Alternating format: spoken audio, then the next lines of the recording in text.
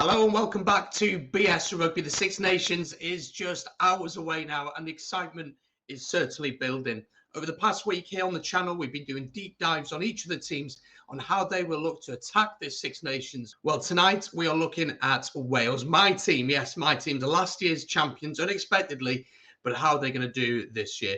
Well, I was joined by my good friend Ben from Ruck and Roll Rugby to go through this squad, to have a look at how we're going to approach each game and our predictions for the Six Nations. As always, if you do enjoy, hit the subscribe button, leave a like, and let me know your thoughts in the comments down below. If you'd like to listen to this as an audio, it is out now. There's a link down below. Again, you can click on that. And of course, because it's such a big game and what an opportunity it is, I will be doing a watch long for this game on Saturday. We'll go live around about 2 o'clock. I'll be joined by my good friend Stephen Somerville, who's an Irish fan, and we'll be watching this game together. So make sure to join me for that link in the description down below. Anyway, let's crack on with the preview and let's see what Ben and myself had to say about our prospects this year. But we are going to focus on Wales. And before we have a look at this Six Nations, I thought we should take a look back at the last one because going into that, there wasn't much confidence. Of course, we'd had Pivac in the job for about a year or so.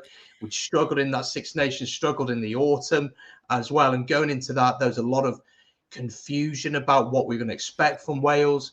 How were we going to play? What was the style going to be? But then we went and bloody won it. I don't know how we managed it, but we managed to win it. Yes, we had a lot of luck on our side, but we managed to win it. What was your assessment of that Six Nations? Do you feel like we learned a lot about the squad, or do you still feel like there are a lot of questions to be answered? Yeah, I think the big thing we took from the Six Nations, other than the win, was that we got to that final game against France without, I don't think anybody disagreed with me saying, I don't think we played particularly well. I think if you take the Ireland game first up, I think considering Ireland had 14 men on the pitch for as long as they did, it took us a very long time to break them down. The same with the Scottish game, you know, that if it hadn't have been for the Owen Watkin wonder tap, Duhan may have gone all the way and scored to finish up at Murrayfield. And then sort of the turning point was that England game, again, filled with controversy. And you know, again, you can only play what's in front of you. But I think we played well in patches against England. Italy was a no-show. I don't think I've ever seen a worse Italian performance where they just didn't turn up for the entire 80 minutes. And then it came to the French game where I thought personally we played our best rugby. I think we looked the most threatening and I think we put the most pressure on that we had for the entire tournament. But ultimately we ended up losing that game. So it was one of those that, oh, we've won another Six Nations championship. But then when you sit back and you look across, if you look at positive points to take away, other than the championship win and probably pushing the best side in the world, France, all the way, it was a pretty, I wouldn't say uneventful Six Nations for Wales, but it, you know, behind closed doors and things like that, there was nothing to really get the fans excited about. But obviously this time around, completely different kettle of fish. So yeah, I think the COVID situation, along with not particularly playing our best rugby, I think that contributed, yeah, definitely.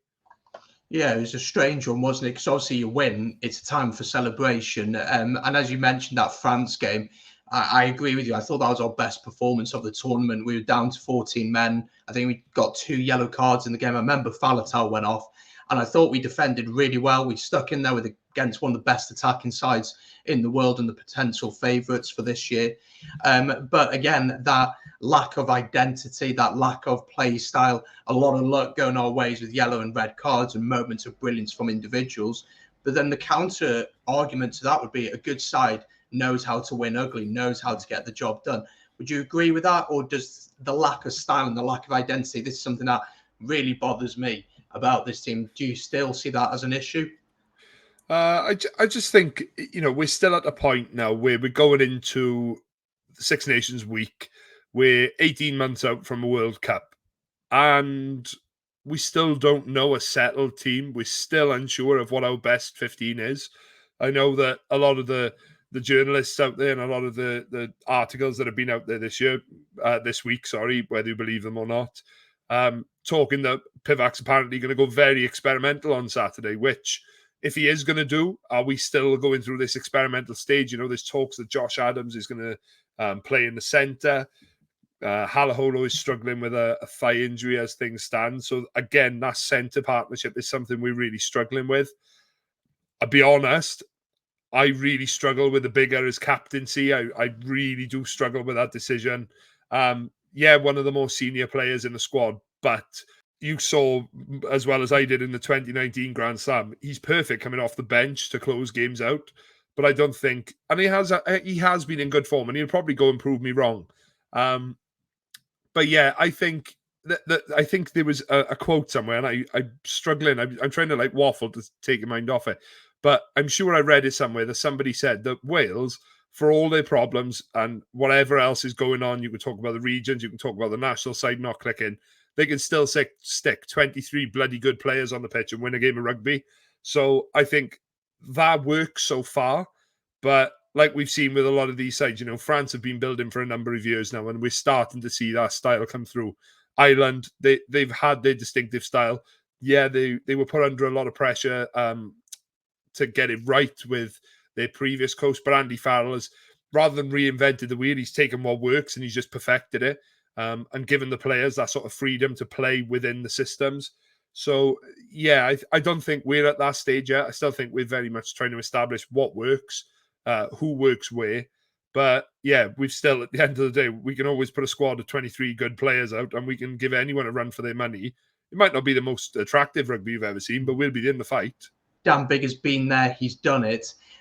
What kind of captain do you think he'll be? Do you think, because he's got a reputation, hasn't he, for being loudmouth, maybe not able to keep his emotions together? What kind of captain do you see? Do you think that could be pivotal for Wales? I think he's got to be vocal, and I think any captain that you have in the modern game today, they've got to be vocal. They've got to be talking to the referee as much as possible during the game. Sometimes that can be Biggar's downfall, because even though he hasn't got a captain armband on or is part of the senior leadership team on the pitch, it's always something he's done. He's always got that side to him. And like I said, I could be proven wrong, and he could go and have a fantastic Six Nations and be an excellent captain. But I think what he is going to have to do is he's going to have to lead by example. Let's talk about the squad then. So the squad was announced. We're not going to go through each and every single player, but I'm going to show you the squad on the screen now.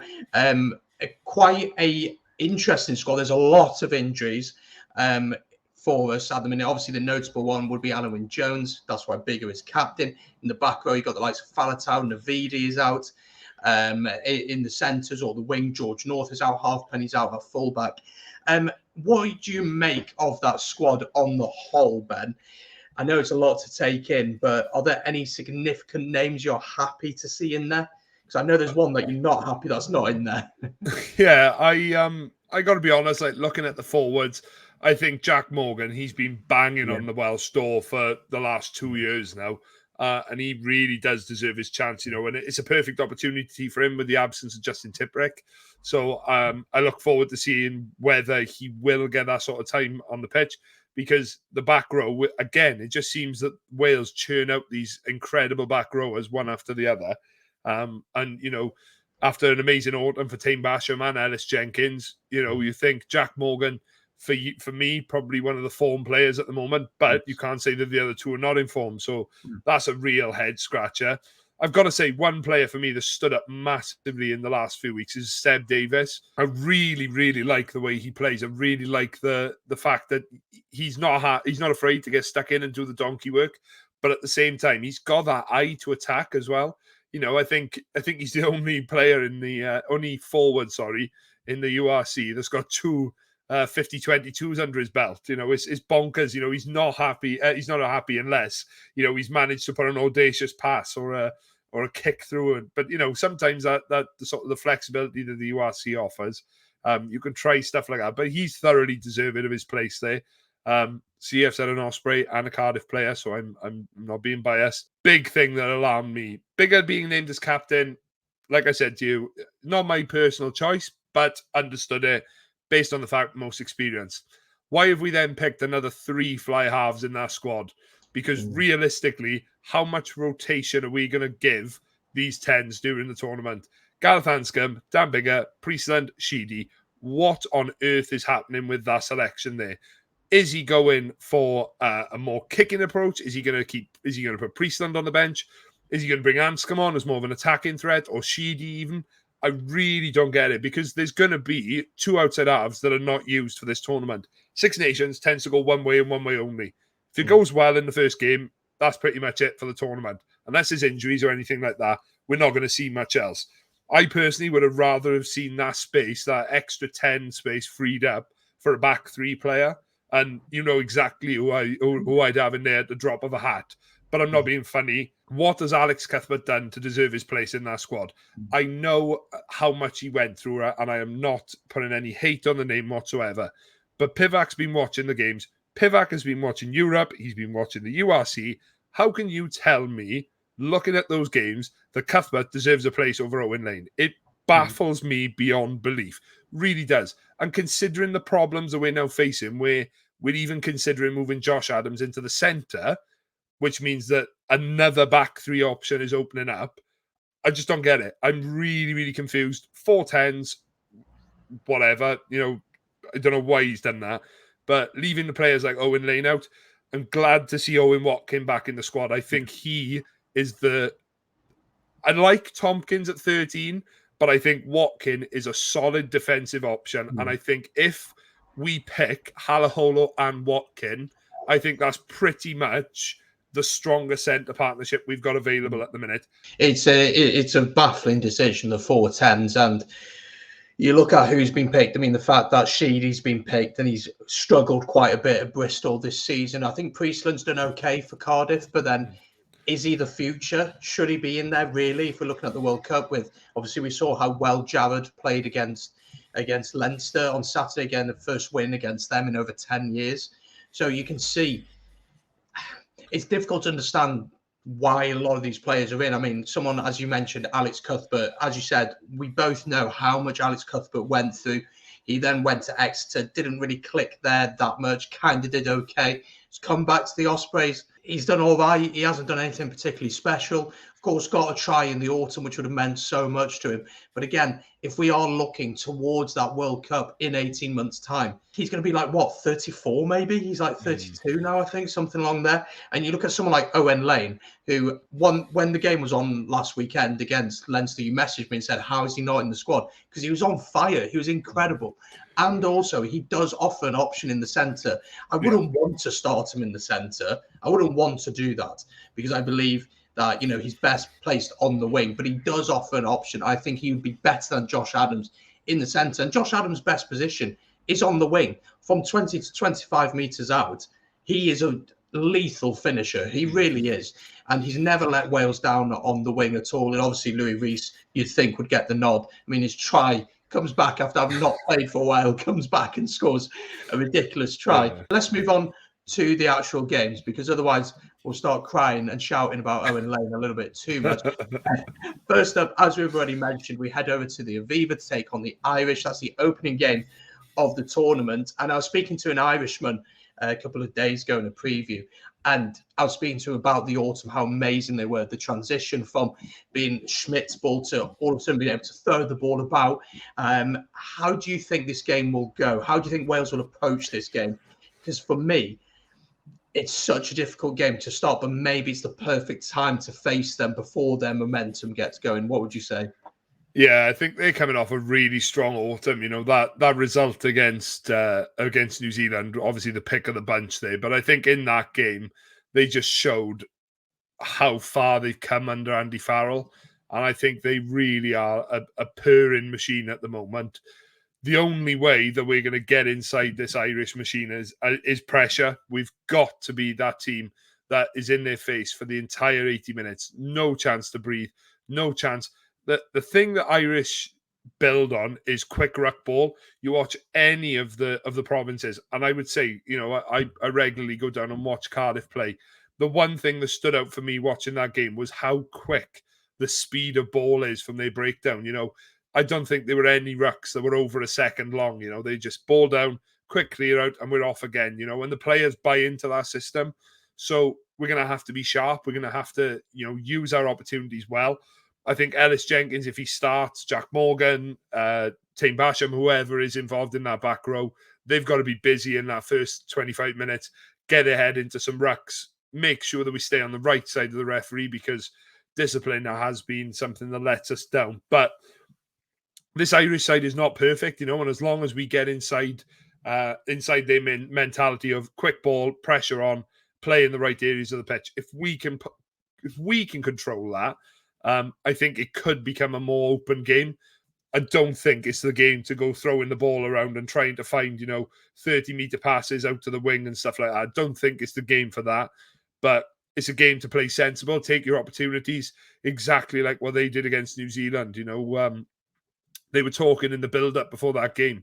And to beat sides like New Zealand, you've got to outscore them try-wise. Kicking penalties is all well and good. But if we're going to beat this Irish side, we've got to go out there and look to try and score more tries than them. And yeah, I think it's going to be a really tough game for sure. But as you said there, I think in the opening 20 minutes, we've got to go and we've got to stamp our authority on the game. We can't sit back and allow them to dictate the play, the moment, the speed that they want to play, the tempo that they want to play. Let them get comfortable, let the crowd grow into the game. It's really important that we go there with intensity, that we're competitive at the breakdown, because we know that someone like Ty Byrne at the breakdown is a menace, and he's someone that gets so many turnovers. So at the breakdown, we're going to have to slow them down. And I think, being sensible with the way we play. So if, they're getting quick ball and they're on the halfway line, does it really matter that you give away a little penalty here and there, just slowing the ball down? Not that much, to be honest. It's just about slowing them down as much as possible. And I think things like the kicking game, that battle between Sexton and Biggar is going to be fascinating. Sexton has been talking quite a bit in the media this week, trying to wind up Dan Biggar, but I think Sexton can certainly get wound up himself. But I think we have to try. We have to try and just stamp authority on the game. The next game, though, will be at home in front of a crowd for the first time in whoever knows how long, the full crowd anyway. We welcome the Scots. The Scots welcome England in the Calcutta Cup in the first round for them. Scotland, we know how they want to play. They want to throw the ball about. They want to go attacking. Similar to what Pivac, I think, wants to do. How do you think we'd approach this game? Do you think if we try to play like Scotland too much that we could get caught out? If you look at the Scotland-South Africa game, for me, that was the biggest tell of an ideal Scottish game. So they threw absolutely everything in South Africa. They got some nice tries in. South Africa stayed in touch, but then they pressurised the likes of Finn Russell, Ali Price, Stuart Hogg. They pressured them into making mistakes. And that's where their game starts to unravel, because then they start trying to chase the game. But if the game is in their comfortable level, I think they are a real threat for me this year, the Scottish side. They've been building nicely over the last few years, and I know they've got nothing to show for their efforts as yet, but taking a major scalp against England last year was a big thing. Taking a major scalp against France. And I know that you speak to any Scottish person about that Welsh game last year up at Murrayfield, and they're pretty angry that they didn't win that game, because that was a game that they controlled and dominated for the majority of the case. So it is going to be a tough old game, but I think home advantage, full Principality Stadium, cheering Wales on. I think hopefully, if not coming back from Ireland with a win, but at least coming back with a good performance, we'll have plenty of working points that we'll be able to implement into our game against Scotland. And yeah, it should make for an absolute mouth-watering match down at Cardiff. Yeah, I think it could be a brilliant game. And I think it very much does depend on how we do at the Aviva. And the performance more than anything. The result, let's be honest, I don't think either of us are expecting us to go over there and win on Saturday, but we would like to see a performance. We'd like to see a game plan that the players have bought into, and that you think, all right, when we're at home, we're in front of our own fans, which in my opinion, we have the best fans in the tournament. We have the best stadium, the best atmosphere. It's a cauldron of a place. You mentioned that South Africa game. They showed how to stop Scotland. If we go and try and play like Scotland, I don't think we're quite at their level for that yet. I think we'd have to adapt our game. And that's the sign of a good team, a team who knows how to adapt their game to an opposition, but also keep their core values and the way that they want to play. I think Ireland are probably one of the best teams in the world for that right now. Moving on then to the next game, the third game is England at Twickenham, the old enemy at Twickenham. England will have just come off the game against Italy in Rome, so you'd have expected them to have put a bonus point win on the Italians. Of course, they'd have faced Scotland on the opening weekend. This game, obviously, for us Welsh folk, it is a huge game. We want to win it so badly. Going into this game, where do you think we'll be at first? Because we've got Ireland and Scotland first, so it's tough. Do you think the mentality would change depending on the results? Does it become a must-win, or again, is it about the performance? Yeah, I think with all of these games now, especially like not so much maybe this year, probably next year, you'd say that the result of the Six Nations didn't necessarily matter because of the World Cup. You know, if you win a Six Nations going into a World Cup, you're flying high. But at least we've still got that opportunity to build onto the next Six Nations. I think the England game, it's going to be a weird one because I don't know. I think England are in a place at the moment where it works when things are going in their favour. And I know that sounds like a really weird blanket statement, but when things go well for England, they play in fantastically, you know. But when sides get into them and when sides get really stuck in, you can see the cracks start to appear, and you can see that, you know, little things like discipline start creeping in, little things like, you know, drop passes, drop balls, you know, they go into be coming into this. Obviously, Owen Farrell's not going to be playing pretty much for the tournament, we're assuming. So they're going to have to go with inexperience at 10, unless they go with George Ford. I don't think they're going to do that. I personally think that Marcus Smith is going to start at 10, but I think the big thing for that would have been that if Smith was going to start at 10, they would need Marchant at 12. Obviously, he's got COVID, so he's not going to be involved to be doing that in the first few games. So it's difficult. That 12 jersey, there's question marks all over it for England at the moment. You know, does Slade move in? I don't even know if he's in the squad, but like someone like Slade, we'll say, then moves in. But yeah, I think that, you know, they found a couple of gems. Obviously, they're down to two scrum halves, Ben Youngs and Harry Randall. So if one of them picks an injury up, that's another opportunity as well. But yeah, it's a bit of a weird one. I know they've sent a lot of players home from the training camp, and I know Courtney Laws is pretty much unavailable for the first game, potentially the second. So there's lots of key mechanisms and key cogs that are missing from that England machine, and I know that what they've built over the last couple of years is you know, they can interchange player for player, but it's not the same as having those leaders on the pitch. You know, Farrell, you can say what you like about him in terms of the quality of player he is, but he's a fantastic leader, and you ask anybody that's ever played with him, he's a top leader.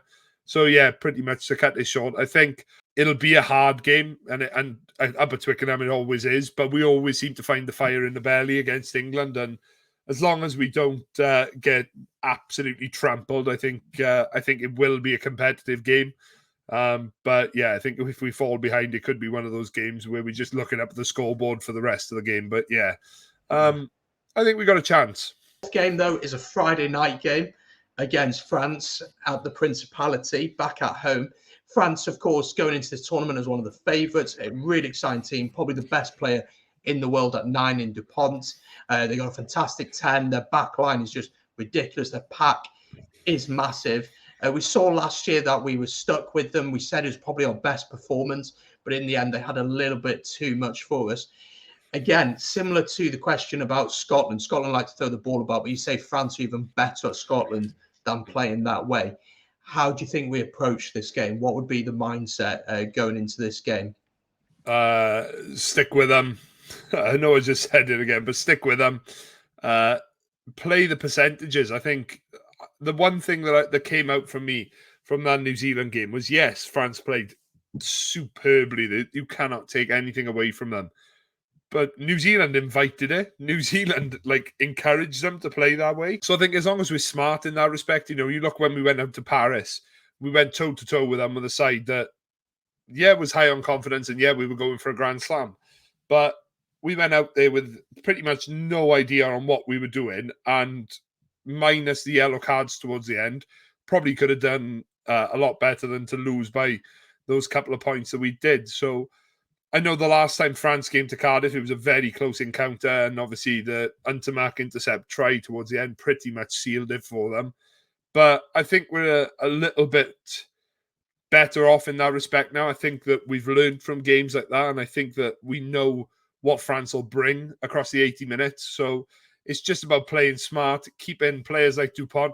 If the Cardiff B team that was Cardiff Rugby in the first round of the Champions Cup can keep Dupont relatively quiet for 40 minutes, then I'm sure that the Welsh national side can keep him quiet for 80 as long as we put our minds to it. And I think, yeah, if we can target that at home as well, the French, not to be too stereotypical, but you don't know what France is going to turn up. They can lose their heads. They like to elbow Aaron Wainwright in the head in key moments in games. So you can get at them. It is possible to do that. You can get at this French team. And again, it's about trying to disrupt. I mean, Dupont, it's very difficult to stop him. How do you stop him? That is the big question. It's very difficult. But it's an interesting game. Under the lights, Friday night, pressures on France. Who knows where both teams are at? If we've won against Ireland, we've beaten Scotland, we've beaten England, all of a sudden, like, you think if you beat France, because the last game we have, of course, is Italy, you're thinking we're pretty much home and dry then. But let's move on to the Italians. Of course, we face Italy on the final weekend on Super Saturday. That is at the Principality. That's the first game of the day. Going into this game, let's say we're not in the title race. We can't win it, but we're not going to finish bottom or anything like that. Do you think we'll see some rotation? Do you think Pivac will say, do you know what? Anscombe get a start, maybe Kieran Hardy get a go, maybe someone in the forwards, Jack Morgan, gets a go. Do you think we'll see some rotation? Yeah, I think if you put it in the context that you've just mentioned there, if we are out of the championship race, if we're not in with a shout on the final day, I don't see the point of going full out, and putting our best 15 out there. I know you're turning around then and saying, well, if you're not going to put your best 15 out, well, what's the point of getting involved in sort of tournaments like this? But I think if we get to that stage, it'll very much depend on where Italy are. We're pretty much assuming they're going to be coming off the back of 4 heavy defeats, especially the way that the other teams they would have played at that point. They would have played Ireland, Scotland, France, and England. So you would assume that by that point that they'd be pretty much heads down.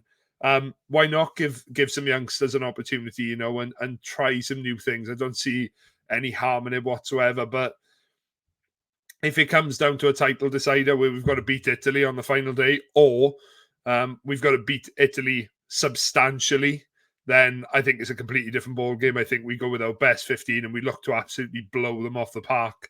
But yeah, if in that context that you put, it would be nice to see some other players get that opportunity to be involved. Yeah, and we don't know by then, obviously across the Six Nations, you get injuries, things like that, suspensions potentially, and players coming back from injury who could be all of a sudden available. And I do think we'll see some rotation for sure if we're not in the title race. But talking about the title race, what are your predictions for the Six Nations? Going from 6th to top, who's going to finish bottom? Italy. I'm going to go Italy. Italy bottom. Shock horror.